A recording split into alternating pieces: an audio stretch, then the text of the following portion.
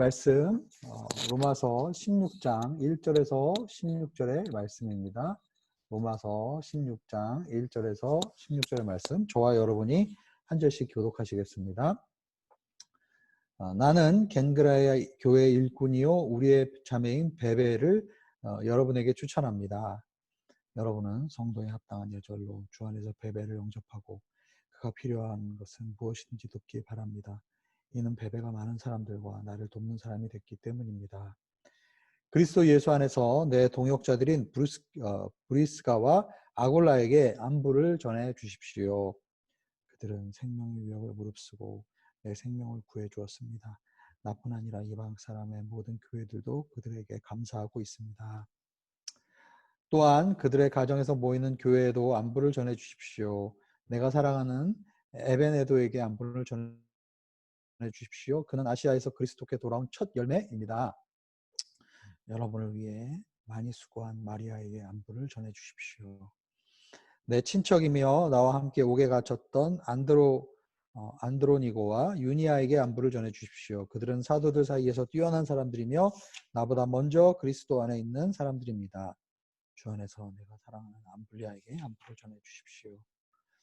그리스도 안에서 우리의 동역자인 우로바노와 내가 사랑하는 스다구에게 안부를 전해 주십시오. 그리스도 안에서 인정을 받은 아벨레에게 안부를 전해 주십시오. 아리스토블로 집안 사람들에게 안부를 전해 주십시오. 내 친척 헤로디온에게 안부를 전해 주십시오. 주 안에서 있는 나기수 집안 사람들에게 안부를 전해 주십시오. 주 안에서 수고한 두루베나와 두루보사에게 안부를 전해 주십시오. 주 안에서 수고를 많이 한 사랑하는 버시에게 안부를 전해 주십시오. 주 안에서 택하심을 받은 루퍼와 그의 어머니에게 안부를 전해 주십시오. 그의 어머니는 곧 내 어머니이기도 합니다. 아순그리도, 블레곤, 허메, 바드로바, 허마와 그들과 함께 있는 형제들에게 안부를 전해 주십시오. 빌릴로고, 율리아, 네르오와 그의 자매 울룸바와 그들과 함께 있는 모든 성도들에게 안부를 전해 주십시오. 함께 읽겠습니다. 시작. 거룩한 입맞춤으로 여러분은 서로에게 문안하십시오. 그리스도의 모든 교회가 여러분에게 문안합니다. 아멘. 이제 바울은 로마서의 이제 편지를 마무리하면서 오늘 이제 본문에서 이제 로마 교회에 있는 26명의 성도들에게 안부를 전하고 있습니다. 아마 바울이 썼던 서신서들 중에서 마지막 인사를 하면서 몇몇 사람들 이름은 언급하고 있지만 이렇게 많은 사람들의 이름이 언급된 편지는 아마 없을 겁니다.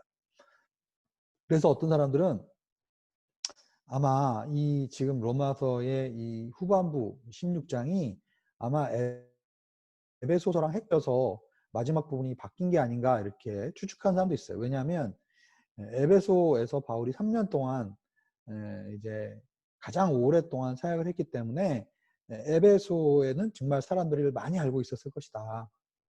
그래서 에베소서에 원래 쓰려고 했던 이 편지의 마지막 부분이 헷갈려서 이렇게 온 것이 아닌가 이렇게 예측을 하기도 합니다. 바울이 아직 로마에 가본 적도 없고 방문하지도 않았는데 어떻게 이렇게 사람들의 이름을 많이 알 수 있단 말인가 이렇게 주장을 하는 거죠. 그러나 많은 사본들이 신약시대에 이제 신약 성경 원본은 존재하지 않고 수많은 사본들이 존재하는데 이 사본들을 우리가 검토해 보면 이 한 개의 사본만 그렇게 지금 16장을 붙인 게 아니라 많은 사본이 아니라 거의 모든 사본들이 이 16장을 함께 붙여서 이제 로마서 편지에 들어가 있기 때문에 사실 이런 주장은 근거가 없는 거죠. 자, 그러면 어떻게 이렇게 많은 사람들의 이름이 쓰여져 있었을까요? 오히려 이런 생각을 해볼 수 있어요. 바울이 사역을 그쪽에서 하지 않았기 때문에 이제 이들을 앞으로 방문할 계획이 있기 때문에 그래서 오히려 사실 개인적인 친분 관계가 이렇게 깊게 있지는 않을 것이다. 그렇기 때문에 오히려 더 많은 사람들의 이름을 언급해 가면서 그들의 이름을 불러가면서 그들의 이름을 중보하고 또 기도하면서 이 여행 하기 전에 오히려 관계 형성을 위해서 또 문안을 위해서 이제 나중에 직접 만났을 때 어색하지 않기 위해서 더 일부러 많은 사람들의 이름을 언급했을 가능성이 있다라는 생각을 또 우리가 해볼 수가 있겠습니다. 어쨌든 이 26명 중에 7명의 이름이 여성입니다. 네.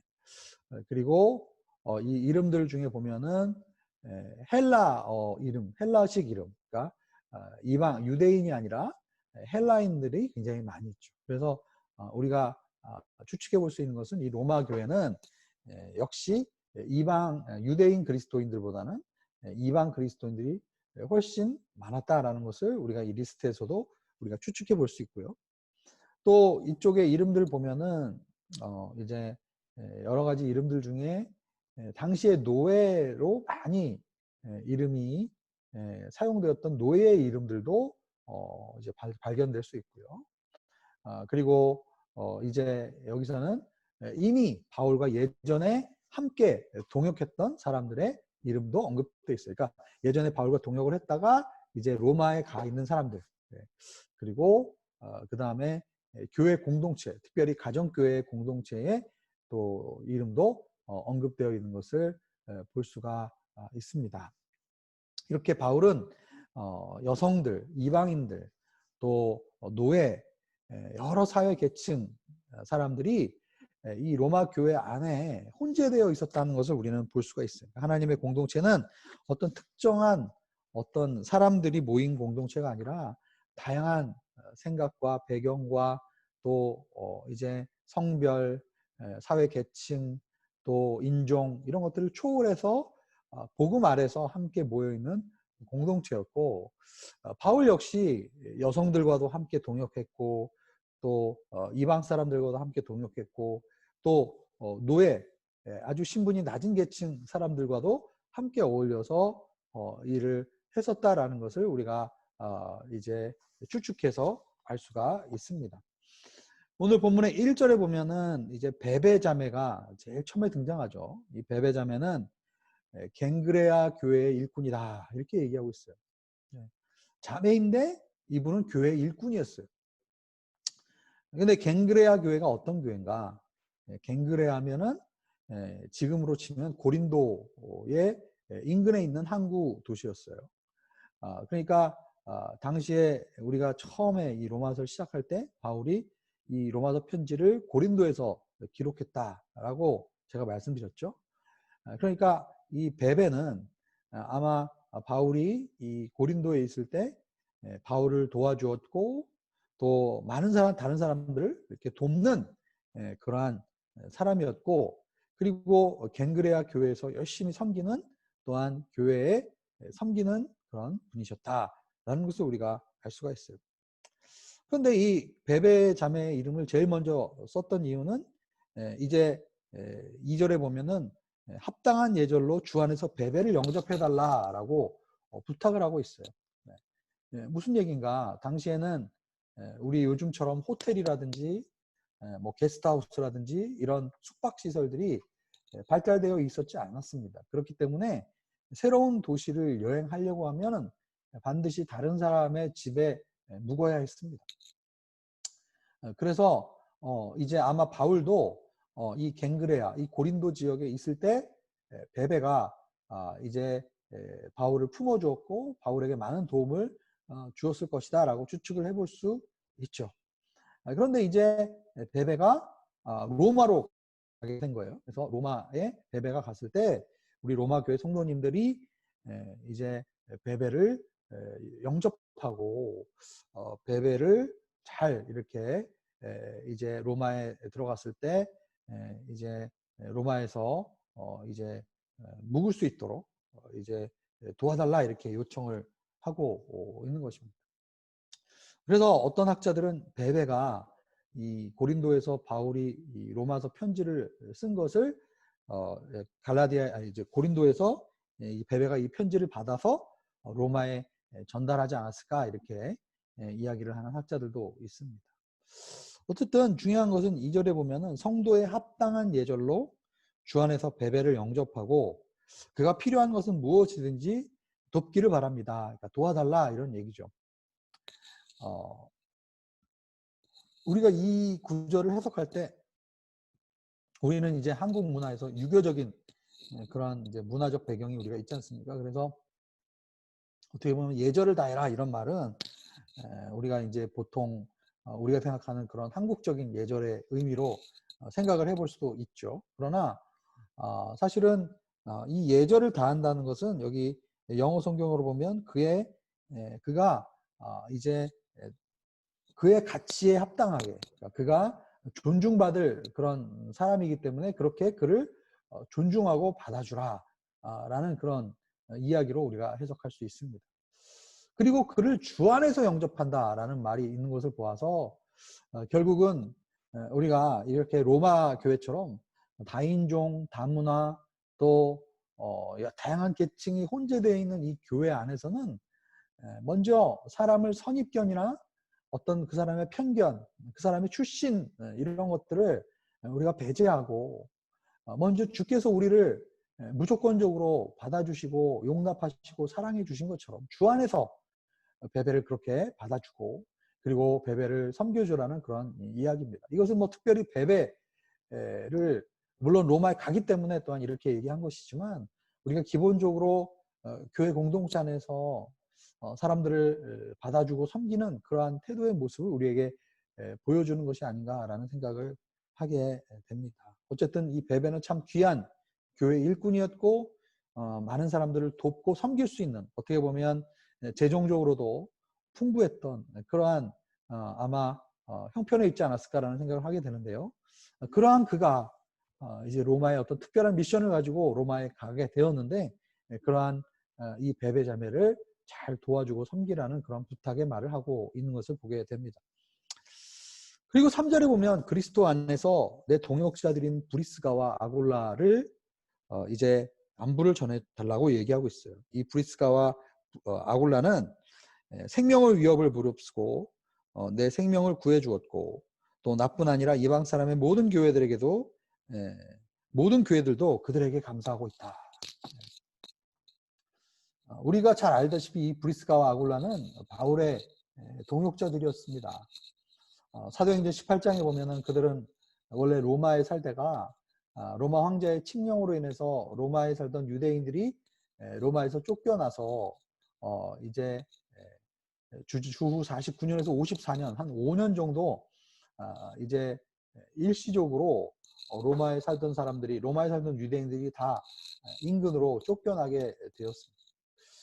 그래서 이 브리스가와 아굴라는 고린도에서 바울을 만나게 됐고 이제 장막을 치는 비즈니스를 또 함께 했었고 또 복음을 전하는 일에 함께 동역을 했습니다.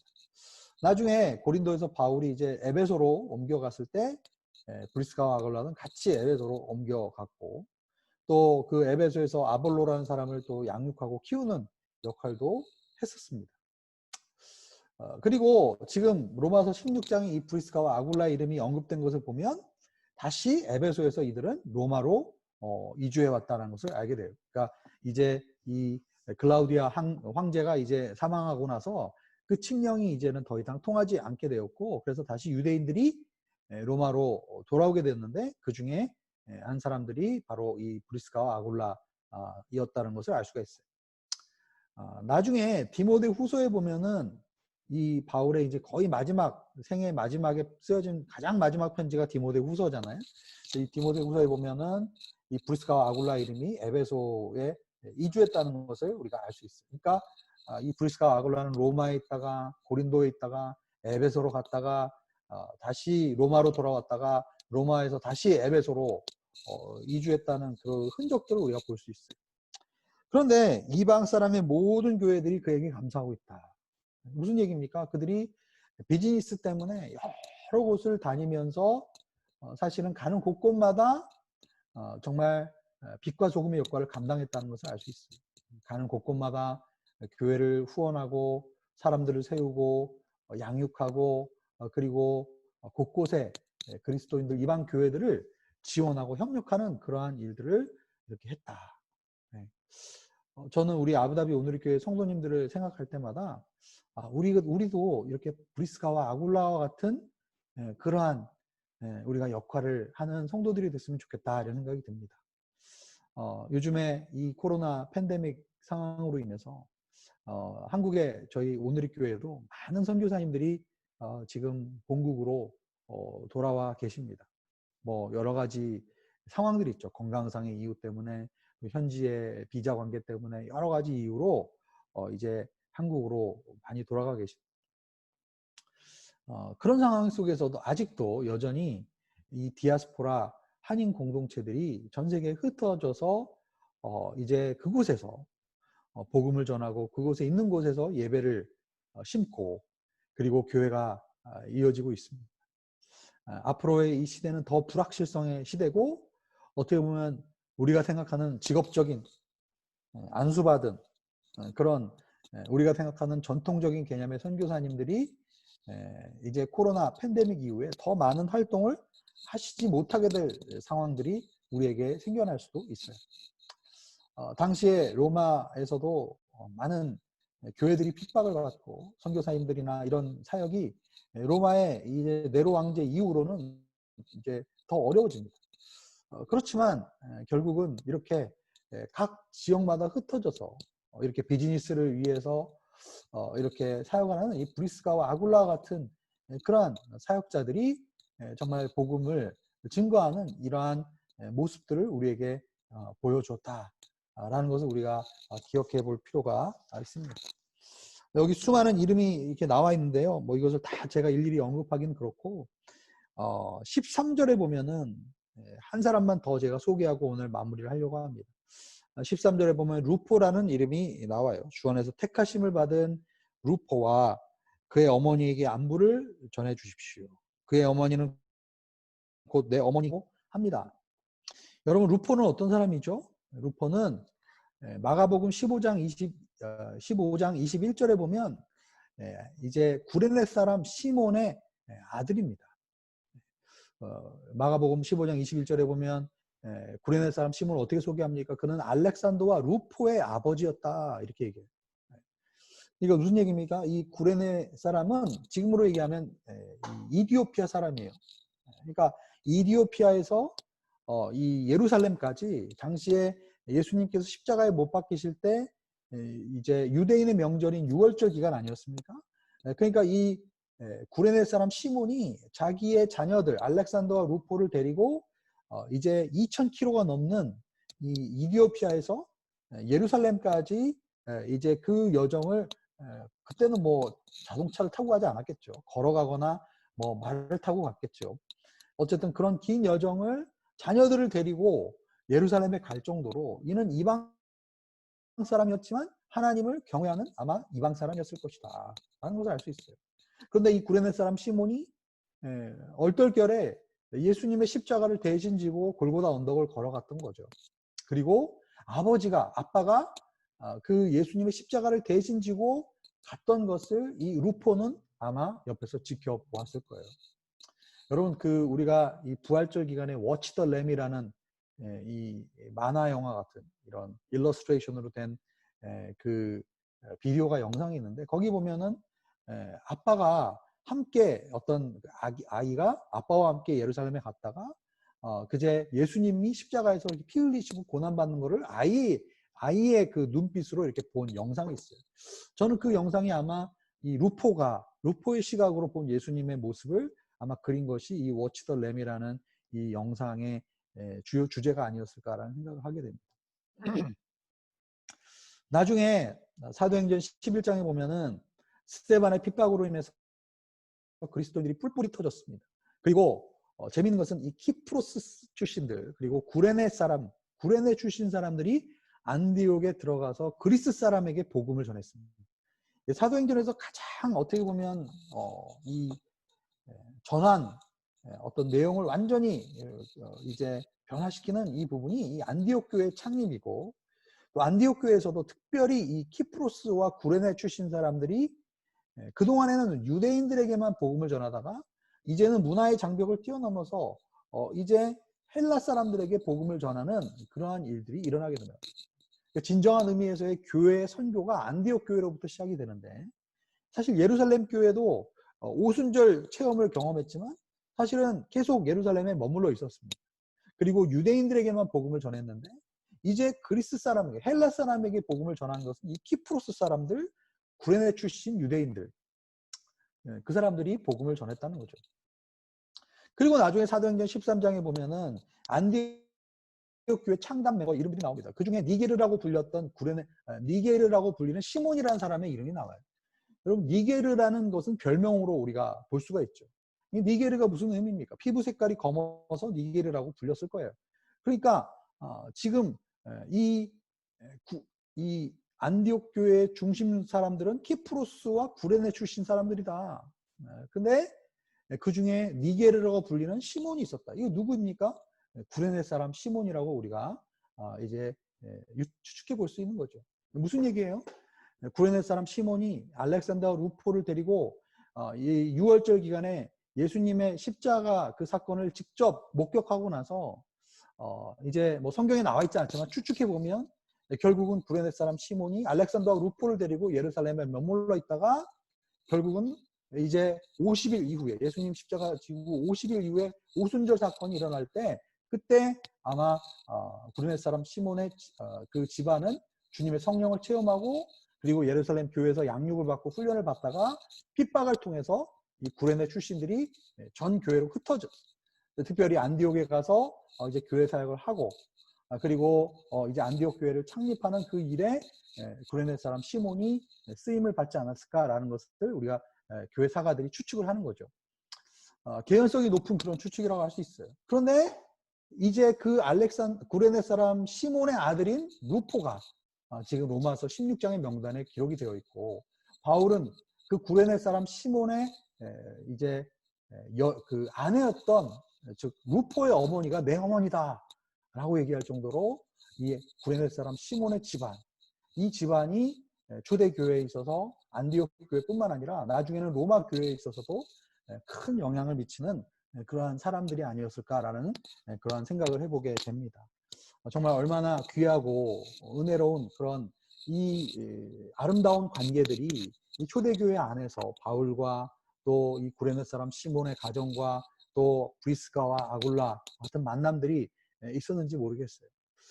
이 팬데믹 상황 속에서도 우리가 이렇게 주 안에서 복음을 위하여 몸된 공동체를 세우면서 만났던 이 아름다운 동역자들 그들을 위하여 기도하고 그들의 이름을 불러가면서 함께 동역하는 이 아름다운 로마 교회의 모습 바울 사도와의 이 아름다운 관계 또 안디옥과 또 여러 도시들을 다니면서 주의 복음을 증거했던 귀한 하나님의 사람들의 이야기들을 오늘 우리는 보면서 우리도 우리 아부다비 오늘리 교회도 우리 모든 성도님들도 정말 하나님께서 우리를 이렇게 디아스포라 한인으로 이 지역에 불러주셨을 때 우리가 함께 주의 교회를 몸된 교회를 세우고 복음을 증거하는 이 일에 우리가 함께 쓰임받고 아름다운 이러한 관계들이 주 안에서 이루어질 수 있기를 주의 이름으로 축복합니다. 이 시간에 같이 기도 제목 보시면서 함께 기도하며 나가겠습니다. 하나님께서 우리 신앙의 여정의 동안에 함께 하셨던 지체들과 우리 믿음의 동역자들을 기억하면서 특별히 하나님께서 떠올리게 해주시는 한 사람의 이름을 오늘 떠올리면서 함께 중보했으면 좋겠습니다. 디아스포라 교회들이 복음의 전진기지 역할을 잘 감당하도록 우리가 함께 기도했으면 좋겠습니다.